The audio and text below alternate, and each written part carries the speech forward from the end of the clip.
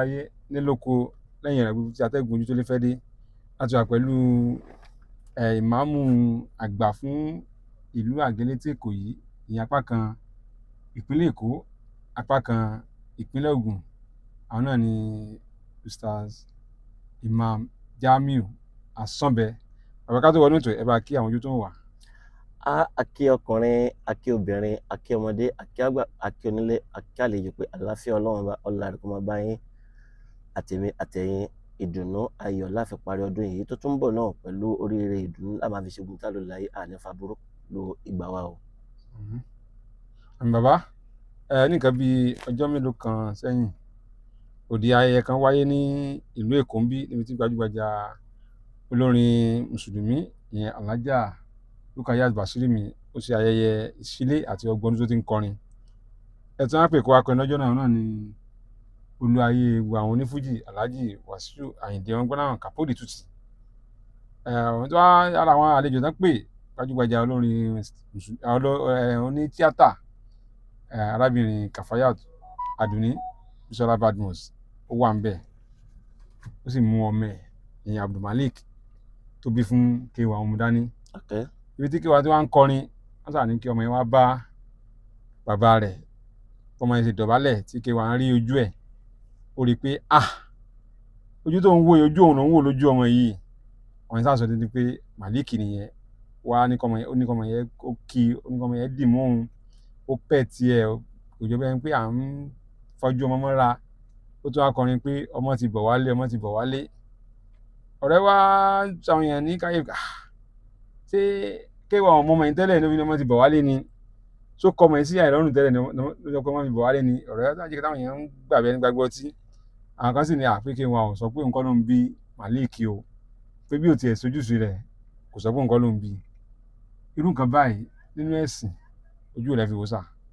A dá ọpẹ́ fún ọba tí ó ní wá ọba oníkádàrá ọba ọ̀gá àgbà kò ní bẹ̀rẹ̀ kò sí láàrin kò sẹ́nìkan tí ó mọ ìparí rẹ̀. Àkọ́kọ́ náà gbogbo ẹni tó bá fẹ́ ìyàwó láì so igi ìyàwó àlè ni. Ọmọ tí rí èèyàn bẹ́ẹ̀ bá bí ọmọ àlè ni nínú Islam. Ṣùgbọ́n tí kádàrá bá padà wá sọ wípé wọ́n rí i pé ohun táwọn ṣe yìí ò dáa tán padà wá so igi irú ọmọ bẹ́ẹ̀ yóò máa di ẹ̀tọ́.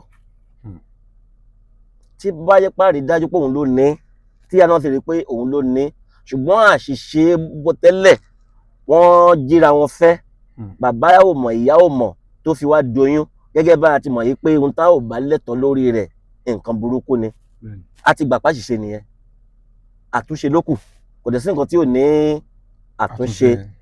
So ẹlẹ́ẹ̀kejì dẹ̀ ni wípé èèyàn lè bímọ kó travel kó lọ àìmọye ọdún kó tó wálé tó wáyé pọ́ ọmọ ẹ̀ náà ni ọmọ ẹ̀ ṣe ni o.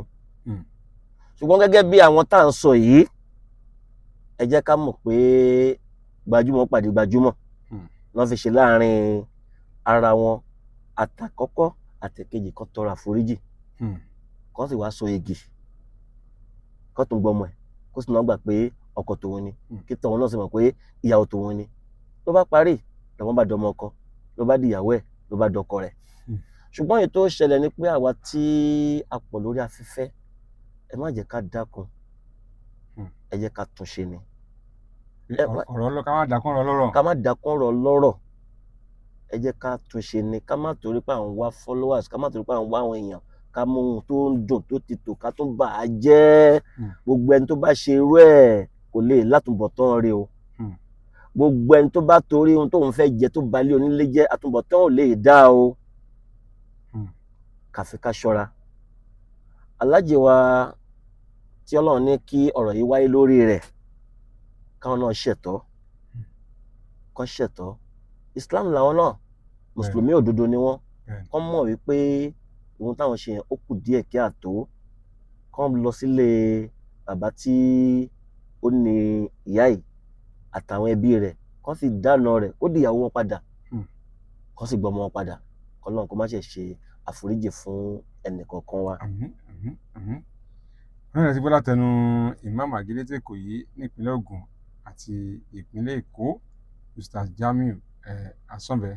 Bàbá ká tó máa lọ, ọdún parí, ọdún ń lọ 2025 ó ti ń kẹ́rù àti 2027 lọ 2026 náà kán. Ẹ bá ṣàdúrà ọdún fáwọn èèyàn ká tó máa lọ. Ọlọ́run lákọọ́lẹ̀ bá ń bẹ pé mi àti yín ò ní parí 2025 Ọlọ́run bá mú kó wá kọ dáadáa fún ẹnì ọ̀kan wa, kó kó rere fún ẹnì ọ̀kan wa, kó jẹ́ ká bàdélẹ̀ láyọ̀, ká ṣe ọ̀pọ̀lọpọ̀ ọdún láyé, gbogbo ọjọ́ tó bá ti jọ́jọ́ ìdùnnú, ọjọ́ ìdùnnú ni. Gbogbo ọjọ́ tó bá ti jọ́jọ́ ayọ̀, ọjọ́ ayọ̀ ni. Gbogbo ọjọ́ bá ti jọ́jọ́ oríire, ọjọ́ oríire ni. Gbogbo apáta ọjọ́ ìdùnnú ló jẹ́ fún wa, ọjọ́ oríire ni, ọjọ́ fọkànbalẹ̀.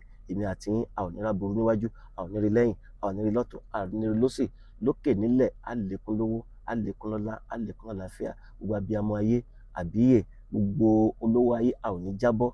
Ọlá títóbi rẹ, má bà ya láyé jẹ́, káyé lè dá, má lo fake life, má pe ìyàwó ìyàwó kó má bàa pe tiẹ̀ náà, torí pé kí ni àlọ́ ń lọ àbọ̀ ń bọ̀, bá a pẹ́ láyé a ó dìtàn, bá ò sì pẹ́ láyé a á dìtàn. Ìtàn ni wọ́n fẹ́ dà, wá fọdún ìgbèjù sílẹ̀ o. Ṣé irọ́ ni wọ́n ń pa, sọ pé ò pa mọ́? Ṣé olè ni wọ́n jà, sọ pé ò jà mọ́? Ṣé ṣìnà ni wọ́n ṣe, sọ pé ò ṣe mọ́? Kí ló ń jẹ́ ogun tó ń da ayé rẹ̀ rù tó sọ pé ó ń jẹ́ oṣó òṣè ẹ̀ tó yẹ pé irọ́ ló ń pa? Sọ pé mi ò parọ́ mọ́ láti ní lọ, má kò ní bá mi wọ 2026. Olè ni wọ́n jà, sọ pé ò jà mọ́? Ṣìnà ni wọ́n ṣe, sọ pé ò ṣe mọ́? Ìbàjẹ́ ni tí orí wọn tiẹ̀ o mọ kíní kan kọjá pé kíni kó máa ṣàbòsí, gbìjù sílẹ̀. Báyìí báyìí tó jagbajagba, báyìí báyìí tó rédèrèdè, báyìí báyìí tó fìtìfìtì, pé kíni o Ọlọ́run kó lè gbàdúrà rẹ. Tó bá ti bá yá láyé jẹ́, ayé àdá tọmọ àdá, ogun tó ń jọmọ rẹ, ọjọ́ tí ọ̀nà bá ti jáwọ́ ọ̀nù pé kó máa bá yí ọmọ ọlọ́mọ jẹ́, ọ̀rọ̀ ọmọ rẹ á dáyọ̀, wà fọkànbalẹ̀.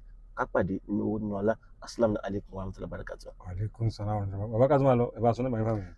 Nọ́mbà tí ẹ pè mí Imam Jamiu Asọ́nbẹ tí mo jẹ́ mọ́mọ́ àgbà Adeleke Ikoyi sí 081 45 86 1096 081 4586 1096 081 4586 1096.